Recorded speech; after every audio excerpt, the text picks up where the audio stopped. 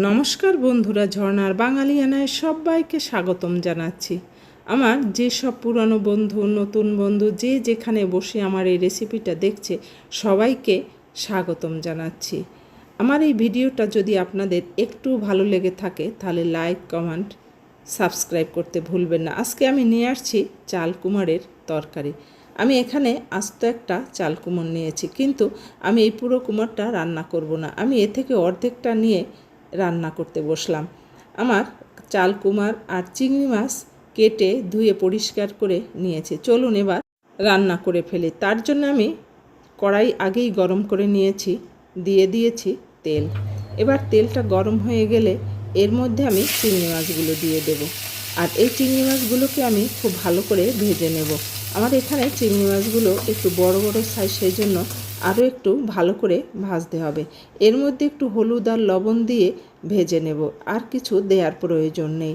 যে যেখানে বসেই দেখছেন তাদেরকে বলবো দেখতে দেখতে একটা লাইক দিয়ে যেতে কিন্তু ভুলবেন না।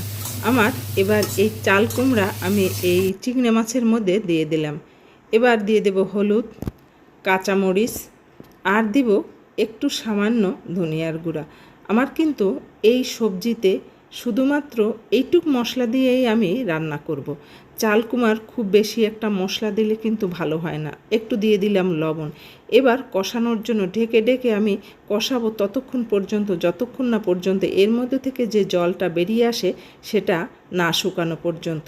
আমি এভাবেই আস্তে মিডিয়াম আঁচে আমি রান্না করতে থাকবো। দেখেন বন্ধুরা, আমার এই কুমড়ের মধ্যে কিন্তু আর একটুকু জল নেই।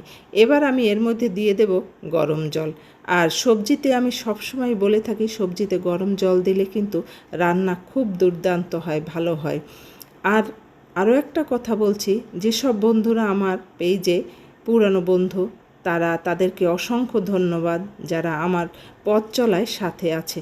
আর যারা নতুন নতুন আসছে তাদেরকেও ধন্যবাদ জানাই, যারা নতুন করে পথ চলতে শুরু করেছে। আর যারা আজকে আমার বন্ধুরা আমাকে সাপোর্ট দিচ্ছে তাদেরকেও ধন্যবাদ জানাই, যারা আমার সাথে হাঁটতে শুরু করেছে। সবজিতে দিয়ে দেব ফোড়ন। আর ফোড়নের জন্য আমি কালো সরিষা নিয়েছি। এই কালো সরিষাটা ভালো করে ভেজে এই সবজির মধ্যে আমি দিয়ে দেব। আমার সবজিতে আর কোনো কিছুরই প্রয়োজন হবে না। এবার একটু ভালোভাবে নেড়ে চেড়ে আমি এই সবজিটা কিন্তু তুলে ফেলে দেব। আবারও বলছি, যেসব বন্ধুরা আমার এই রেসিপিটা দেখছে তাদেরকে অবশ্যই বলবো যাওয়ার সময় একটা সাবস্ক্রাইব করে দিয়ে যাবেন। আপনার এই সাবস্ক্রাইব আমাকে অনেক দূর এগিয়ে নিয়ে যাবে। আর আমি যে নতুন নতুন রেসিপি দেব তার নোটিফিকেশন সর্বপ্রথম আপনার মোবাইলে চলে যাবে। গরমের সময় বেশি লাইট খাবার খেতেই কিন্তু ভালো লাগে। খুব মশলা দিয়ে খাবার কিন্তু আসলেই শরীরের জন্যও ভালো না, আর খেতেও ভালো লাগে না।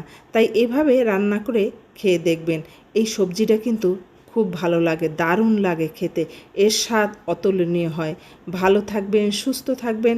আবার নতুন একটা রেসিপি নিয়ে আপনাদের সামনে হাজির হব। ধন্যবাদ সবাইকে।